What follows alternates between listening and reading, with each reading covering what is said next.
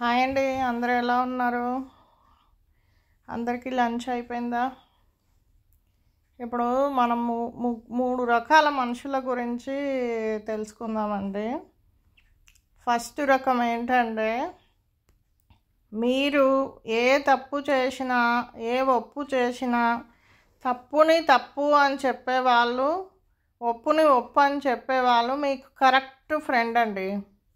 అదే మీరు చేసిన తప్పు దానికి ఇంకొక 4 కలిపిచ్చి పక్కకి వెళ్ళిపోయి హహహ ఉహుహు అని నవ్వుకునే వాళ్ళు ఇంకొక టైప్.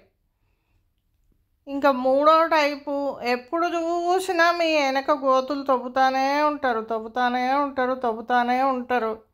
వాళ్ళు 4వ టైప్. మూడో టైప్ అండి. ఇలాంటి వాళ్ళు పక్కన మీరు మీ గోల్ రీచ్ అవ్వాలంటే ఇలాంటి వాళ్ళు మీ పక్కన ఉండాలి. ఎందుకంటే మీరు ఏం చేయలేరని వాళ్ళ ఫీలింగ్ కదా, కానీ మీరు ఏదో చేసి సాధిస్తారు. ఫస్ట్ చెప్పానే, మీరు తప్పుని తప్పు ఒప్పుని ఒప్పు అని చెప్పేవాళ్ళు, వాళ్ళు మిమ్మల్ని ప్రోత్సహిస్తే మీరు ఎక్కడికైనా వెళ్ళిపోగలరండి. ఎంత పెద్ద సాధించలేని దాన్నైనా విజయం సాధిస్తారండి. అలాంటి ఫ్రెండ్స్ని మీరు ఎప్పుడు కూడా వదులుకోకూడదండి. ఈ వెనకాల గోతులు దవ్వేవాళ్ళు వీళ్ళంతా ఎప్పటికీ వెనకే ఉంటారండి. వాళ్ళు లైఫ్ టైం వెనకే ఉండి వెనకే మాట్లాడుకుంటారండి. ఎవరితోటైనా ఓవర్ ఫ్రెండ్షిప్ చేయకూడదండి. ఎంతవరకు అంతవరకే. టూ మచ్గా ఫ్రెండ్షిప్ చేసి వాళ్ళని ఇంట్లో పెట్టుకొని నెత్తి మీద పెట్టుకొని వాళ్ళకు మీరు ఎంత చేసినా మీరు చులకనే. కానీ అయ్యో మా ఫ్రెండ్ చేసిందే, మా పాపని చూసిందే, మమ్మల్ని చూసిందే, ఫుడ్ పెట్టిందే, అలాంటి ఫీలింగ్స్ ఇక్కడ ప్రపంచంలో ఎవ్వరికీ లేవండి. ఈవెన్ బ్లడ్ రిలేషన్స్ కూడా లేవండి. మీరేమిచ్చినా తినేస్తారు, తాగేస్తారు, తర్వాత మీరేమిచ్చిండ్రు అంటారండి. అంతే అండి. మీరు ఎవరితోటైనా ఎంతవరకు ఉండాలో అంతవరకే ఉండడం చాలా మంచిదండి. కొంతమంది చెప్తుంటారు కదండి, కొన్ని ఫ్రెండ్షిప్లు అద్దె ఇంటి లాంటివి, ట్రైన్ జర్నీ లాంటివి. ట్రైను ఎవరి స్టాప్ వస్తే వాళ్ళు దిగేసి వెళ్ళిపోవాలి, ఆ టైపు కొంతమంది ఫ్రెండ్షిప్లు ఉంటాయండి. కానీ ట్రైన్ జర్నీలో చాలా క్లోజ్ అయిపోతే అలాంటి ఫ్రెండ్షిప్లు కొన్ని సంవత్సరాలు లైఫ్ టైం ఉన్న వాళ్ళని కూడా నేను చూశానండి.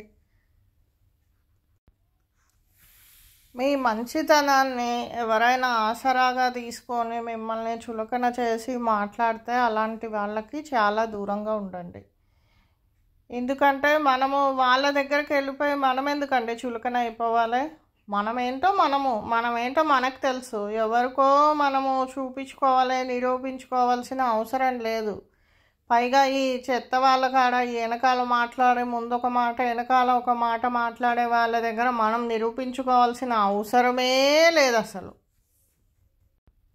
ఇప్పుడు ఎవరైనా మిమ్మల్ని ఒక మాట అన్నారు అనుకోండి, ఎవరో మీకు వచ్చి చెప్తే మీరు ఓకే అనేసి వదిలేయకూడదు. వాళ్ళని పిలవాలి, వీళ్ళని పిలవాలి, ఇద్దరిని ఒకే దగ్గర కూర్చోబెట్టి క్లియర్ చేసేసేయాలి. ఎందుకంటే ఆ అమ్మాయి అనకుండా ఈ అమ్మాయే చెప్తుందేమో మీ పైన. ఎవరికి తెలుసు మీ ఇద్దరు ఫ్రెండ్షిప్ బాగుందని చెప్పి మిమ్మల్ని డివైడ్ చేయాలని చెప్పి ఈ అమ్మాయే ఆ అమ్మాయి మీద మీ పైన రూమర్ క్రియేట్ చేసి మీ ఫ్రెండ్షిప్ పాడు చేస్తుందేమో. ఎవరికి తెలుసు? ఎవ్వరు ఏమి చెప్పినా ఏమి చేసినా మీరు మాత్రం ధర్మంగా నడవండి. మీ ధర్మమే మిమ్మల్ని కాపాడుతుంది, మీ న్యాయమే మిమ్మల్ని గెలిపిస్తుందండి. 10 మంది మిమ్మల్ని చూసి ఎప్పుడైనా నవ్విండ్రు అనుకోండి, అదే ప్లేస్లో 1000 మంది మీకు సలాం కొట్టే సత్తా మీకు ఉందండి, కాలానికి ఉంది. ఎవ్వరు నవ్వినా ఎవ్వరు ఏం చేసినా మీ ధర్మం మిమ్మల్ని గెలిపిస్తుంది, మీ న్యాయం మిమ్మల్ని న్యాయంగా ఉంచుతుందండి. నేను చాలామందిని చూశానండి, న్యాయంగా సంపాదించిన డబ్బులే ఈ కాలంలో ఉండట్లేవు. అన్యాయంగా సంపాదించిన డబ్బులు ఉంటాయా అండి? అలాంటి డబ్బు మీరు ఇప్పుడు హ్యాపీగా 2 రోజులు కారులో తిరిగి బంగారం కొనుక్కొని వేసుకొని పెద్ద పెద్ద కార్లలో పెద్ద పెద్ద బిల్డింగులలో మీరు ఉండగలరు. కానీ టైము కర్మ అనేది ఒకటి ఉంటుంది కదండి, అది ఒక్కసారి మీకు రుచి చూసిండ్రంటే మొత్తం కింద నుంచి ఎలా పైకెక్కారో పైనుంచి అలా బడేలని కింద పడిపోతారండి. డబ్బులు కానీ మనిషి కానీ న్యాయంగా ధర్మంగా మీరు ఉన్నారనుకోండి, మిమ్మల్ని ఎవ్వరూ ఏమీ చేయలేరు. ఎలాంటి రూమర్స్ మిమ్మల్ని ఏమీ చేయలేవు. ఎలాంటి ఇది ఏమీ మీకు ఏం కాదు.